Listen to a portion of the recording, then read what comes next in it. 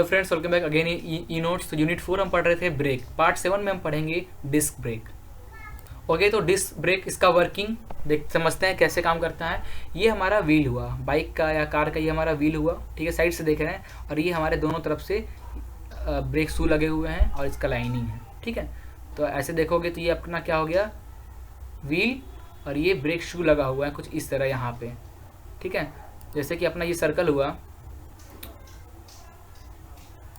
ठीक है, ये सर्कल, ये आपका डिस्क हुआ। इस डिस्क पे यहाँ एट दिस पॉइंट पे आपका ये शू ऐसे लगा होगा, ठीक है, इतने पॉइंट पे शू लगा होगा। ये देखो, ये शू दबेगा तो ये आपका व्हील रुकने लगेगा, ठीक है। वेयर ये जो एंगल सेंटर से बनता है, दिस इज कितना है हमारा, थीटा दिया हुआ है। और एक reaction R naught is the outer diameter. R क्या है, जो डिस्क का आउट डायामीटर, ठीक है। और R1 क्या है, ये जो इंटरनली जो कर्व बना था, जो कर्व बना हुआ है, इंटरनल डायामीटर R1, ठीक है। Where R0 is the outer radius of pad, ठीक है, ये डिस्क पैड। और RI is the inner radius of pad, okay. Theta is the angular dimension of pad, okay. Now therefore the friction radius RF for uniform theory is given by 1/3 d का cube minus capital D का cube minus small d का cube upon capital D का square minus small d का square. Now in terms of radius d is equal to 2r0 और small d is equal to 2r। In terms of this RF is equal to 2/3 r0 का cube minus r1 का cube upon r0 का square upon ri का square. तो ये formula हमें ध्यान में रखना है डिस्क ब्रेक के लिए। ये फॉर्मूला कहाँ से आया, कोई डेरिवेशन इसका नहीं है, आप डिजाइन डाटा बुक में आपको ये फॉर्मूला मिल जाएगा, आप देख लेंगे, ठीक है। बस हम न्यूमेरिकल सॉल्व करेंगे इस टॉपिक पे, इसलिए मैं आपको ये थोड़ा एक्सप्लेन कर रहा हूँ, ठीक है। अब आपने RF निकाल लिया, ये आपके पास रेडियस दिया था, आपने पुट करके RF निकाल लिया।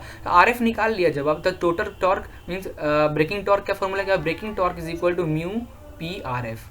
तो RF की वैल्यू पुट करो, म्यू की वैल्यू पुट करो, पी की वैल्यू पुट करो, अगर ब्रेकिंग टॉर्क निकल आएगा, ठीक है।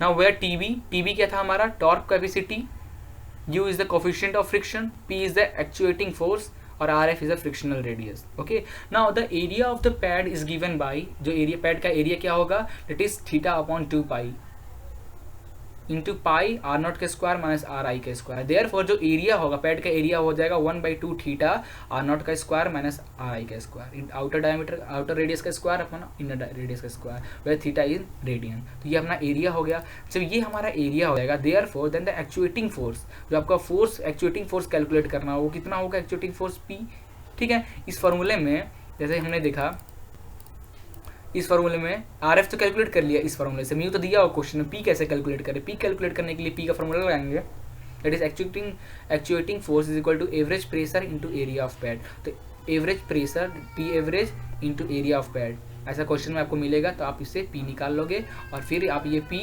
ये इस क्वेश्चन में पुट करोगे, यहाँ ब्रेकिंग टॉर्क के लिए RF पुट करोगे, ब्रेकिंग टॉर्क का बाहर निकल आएगा, ठीक है। तो आइए हम न्यूमेरिकल सॉल्व करते हैं इस टॉपिक पे। अच्छा, एक चीज़ और समझते हैं, ठीक है। अगर वो brake, for example if the disc brake with a circular pad, जो ये पैड लगा हुआ है, ठीक है, ये सर्कुलर होगा, उस कंडीशन में आपका क्या RF निकलेगा। उस कंडीशन में देखो, ये हमारा डिस्क हुआ, इस पर अगर पैड सर्कुलर लगा हुआ है, this is the E, what is R is the radius, ये इसका रेडियस ऑफ पैड, जो आपने पैड लगाया है उसका radius R, E is the distance of pad from centre से पैड का डिस्टेंस कितना है, दैट इज E, ठीक है। Therefore the friction radius RF किसके इक्वल हो जाएगा, डेल E के इक्वल हो जाएगा, ठीक है। Where del value of del is calculated is from this equation, ठीक है। आपके पास R होगा, आपके पास E होगा, तो R बाई E को डिवाइड करोगे, जो भी वैल्यू आएगा उसके अकॉर्डिंग आप फ्रॉम टेबल से डेल निकाल लोगे, डेल की वैल्यू पुट करना, RF आपका निकल आएगा, ठीक है। फॉर सर्कुलर पैड के लिए, जब आपका पैड सर्कुलर होगा, ठीक है। चलिए न्यूमेरिकल, ओके। तो हमारे पास ये एक न्यूमेरिकल है, following data is given for a caliper disc brake with annular pad for the front wheel of the motorcycle के फ्रंट व्हील में हमारा ये पैड, एनुलर पैड लगा हुआ है, डिस्क ब्रेक, ठीक है। टॉर्क कैपेसिटी दिया हुआ है इतना, मीन्स TB दिया हुआ है आपका, आउटर रेडियस R0 भी दिया हुआ है, इनर रेडियस RI भी दिया है, कोफिशिएंट ऑफ फ्रिक्शन भी दिया है, म्यू भी दिया हुआ है, एवरेज प्रेशर P एवरेज भी दिया हुआ है, नंबर ऑफ पैड 2 है दिया। Calculate the angular dimension of pad का डायमेंशन कैलकुलेट करना है, ठीक है। कैसे करेंगे, ठीक है, टीबी दिया था, आर नॉट दिया था, आर आई दिया था, पी एवरेज दिया था, म्यू दिया था, नंबर ऑफ पैड दिया था। नाउ तो सबसे पहले तो हम एक्चुएटिंग फोर्स कैलकुलेट करते हैं। तो सबसे पहले तो हम एक्चुएटिंग फोर्स कैलकुलेट करेंगे, आर एफ। ठीक है, actuating force means P calculate करना है। पी एवरेज दिया हुआ था, हमें पी कैलकुलेट करना है। Since there is 2 pad then the torque capacity of the pad is, torque capacity इतना दिया था और बोल रहा है कि पैड 2 हैं, तो total 1500 upon divided by 2, 750 means torque आपका कितना हो गया, torque 750। Therefore the friction radius R F कितना हो जाएगा, आर एफ निकालिए। तो आर एफ निकाले हो तो 2/3 फार्मूलाज में पुट करो, आर नॉट का क्यूब, आर आई का क्यूब, आर नॉट का स्क्वायर, आर आई क्यूब, सारे वैल्यूज दिए हुए क्वेश्चन में। एक्सटर्नल रेडियस इंटरनल पुट करो तो आर एफ आपका आ जाएगा 126.67 mm। ओके, नाउ ये निकाल लिया आप। Now the torque capacity, torque capacity होता है T B is equal to mu P R F. हमें पी निकालना है। टी बी हमारा 750 × 10⁻³ दिया हुआ है, म्यू हमारा 0.35, एक्चुएटिंग प्रेशर फोर्स निकालना है, that is P, R F हमारा ये। एक्चुएटिंग फोर्स मतलब क्या है, समझ में आ रहा है? ये जो हम टोटल फोर्स, ये जो हम फोर्स लगा रहे हैं डिस्क को ब्रेक लगाने के लिए, जो ये पी फोर्स लगा रहे हैं वो है एक्चुएटिंग फोर्स। ठीक है,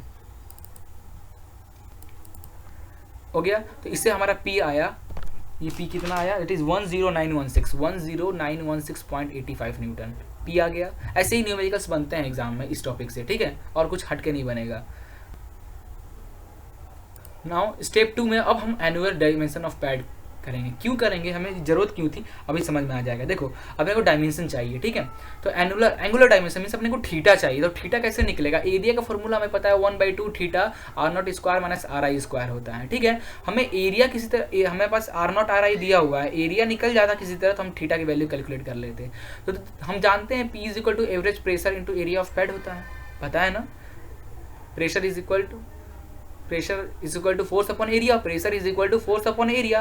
ये पी क्या है, ये फोर्स है और ये एवरेज प्रेशर है। तो pressure is equal to force upon area, तो force is equal to pressure into area. तो प्रेशर हमारा दिया हुआ है इतना, देयरफॉर प्रेशर फोर्स हमारा अभी हमने कैलकुलेट किया, हमने फोर्स कैलकुलेट किया 16916.85 विच इज इक्वल टू हमारा एवरेज प्रेशर दिया है 2 मेगापास्कल मीन्स 2 न्यूटन पर mm स्क्वायर हो जाएगा। तो 2 into area of pad. Okay, therefore area of pad कितना हो जाएगा, डिवाइड कर दो तो 8458.42।